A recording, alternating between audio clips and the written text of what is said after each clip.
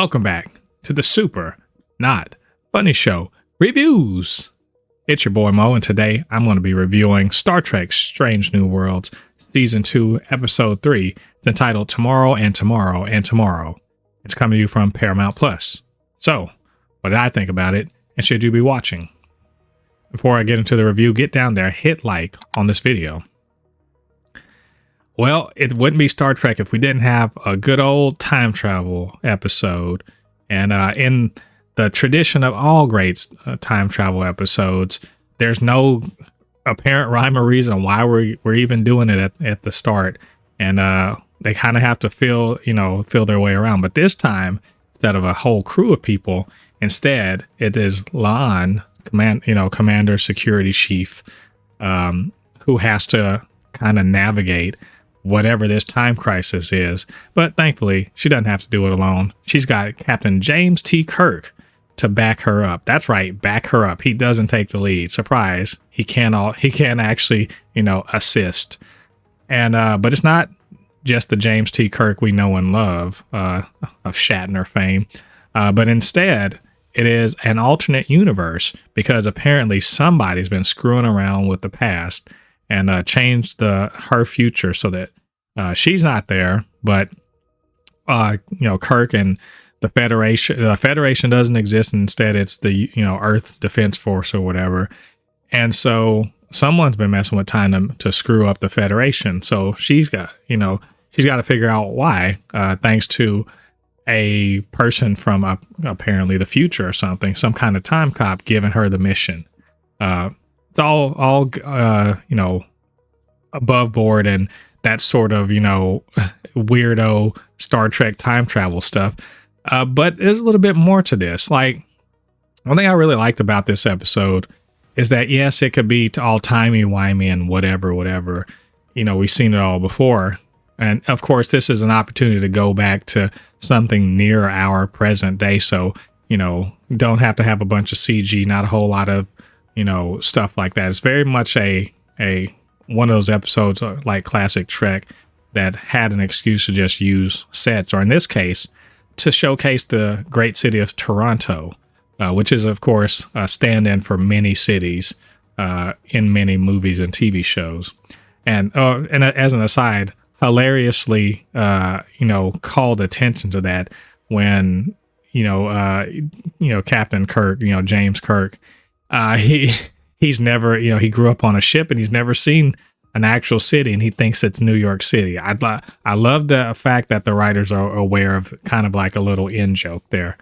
But either way, you have La'an and Kirk having to work together to fix this problem that happens in their collective past, with an eventual understanding that Kirk's future will disappear if they do resolve this problem.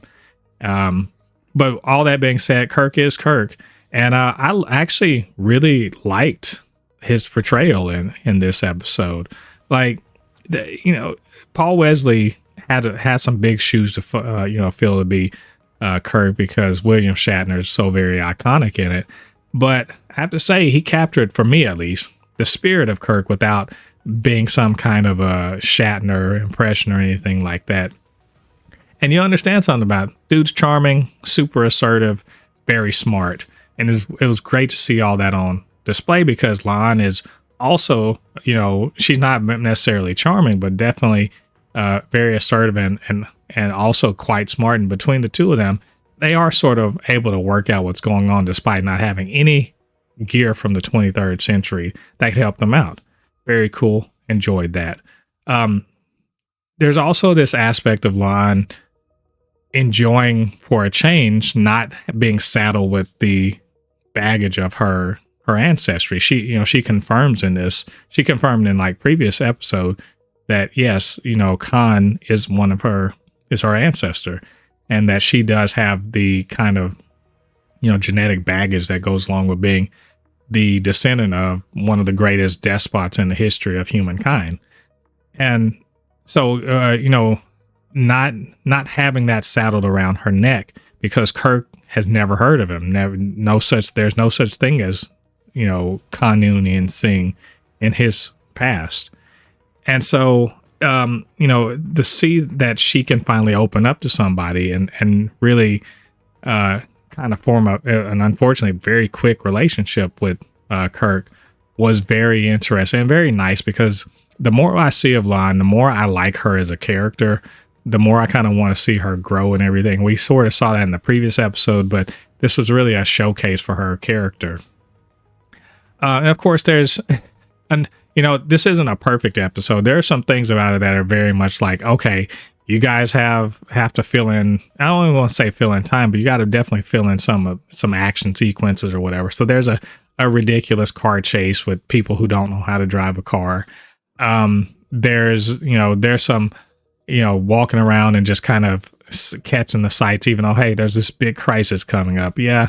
A thing about hot dogs, which I really kind of enjoyed. And I'll say that really actually showed more of Kirk as a character, as a person, just trying to enjoy life while he can, because, he comes from a future where there's a lot of warfare. But so, there's stuff like that. There's very much, people doing, they're kind of doing some things and I don't want to call it filling time, but definitely to kind of fill in the story a bit. Because at the end of the day, it really is about somebody mucking about in the past and trying to ruin the Federation and trying to find out who that is, and it does give them an opportunity to do something fun, which is to go see Commander Pelia, who we know is a Lanthian that's been on Earth for, who knows how many centuries, and to track her down and be like, oh, we need your engineering help. And she's just like, what? I'm not an engineer. And to understand that, hey, because time is funny or whatever, that Lon and Kirk inadvertently push Pelia into engineering it to the point that one day she will be on the Enterprise in the future. I like that very much. But the central bit, runs down to the fact that, hey, we got to track down where this reactor is and, prevent it from going, from melting down or whatever, or, blowing up and just kind of ruining the future that leads to Kirk's future. And so when they do track it down, of course, it's the Noonien Singh Institute. Cool. It's all coming back full circle. And at that point, I kind of understood something.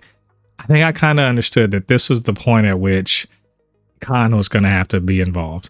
And, generally speaking, I'm not a huge fan of these constant callbacks. I know this is a prequel series, but a constant callback, and Khan gets a lot of play, not just in this series, but in other series. He's very much a figure of, if it's from Marvel Comics, a Nexus being, if you will. And that's literally how they treat him in this, is that they find out that a character who'd been helping them out earlier is actually a Romulan time agent, whose whole mission has been to eliminate Khan so that he doesn't become basically a fulcrum for the future trajectory of mankind. And it's a very interesting thing to say, that this horrible person, it'd be essentially like saying, without Hitler, there would be no United States as superpower or anything in the world. There'd be no economic boom and all the other stuff. There'd be not a lot of stuff. And it's hard to call that, but to essentially give Lon and Kirk the job of protecting the life of a horrible human being who's going to cause immense amounts of suffering. But through that suffering, the Federation arises. And so I thought that was a very interesting bit, especially because Lon, of all people, should want to, deal with him. And because she has a time device, could be protected from, killing her grandparent, essentially, but instead defends him. And, having this fight with this Romulan and everything, and really kind of ultimately doing what she has to do in order to save the future, if you will. And I did also like the fact that she took the time to kind of sit down with this scared little boy. And it always reminds me, like, I always think about this, about horrible people. is that at one time they were just kids, you know, before they'd ever done anything terrible. They were just kids. And to see Khan as just a kid, just a scared kid who had enough understanding to know that maybe he was about to die, and to be reassured by her that, you know, he was where he's supposed to be and that she wasn't going to do it. Very interesting. A very interesting choice on her part.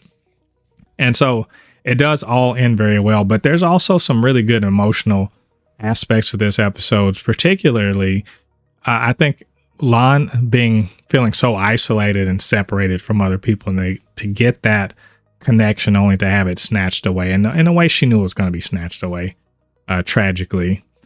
And then to sort of just to make sure that in the future he's still there to contact Kirk later. I hope that is a bit of a breadcrumb that's going to lead to something later on in the series. You know, we know canonically maybe not, but it was good to see. I think Christina Chong, she was killing it in the previous episode, but I think this was a great showcase for her. I really, really love her character and how she's handling that character.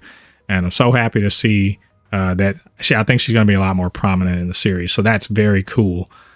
And ultimately, I think, you know, the message of this episode was very good. Like, it's kind of unfortunate this comes right after, you know, one of the best episodes in all of Star Trek, you know, in the previous episode.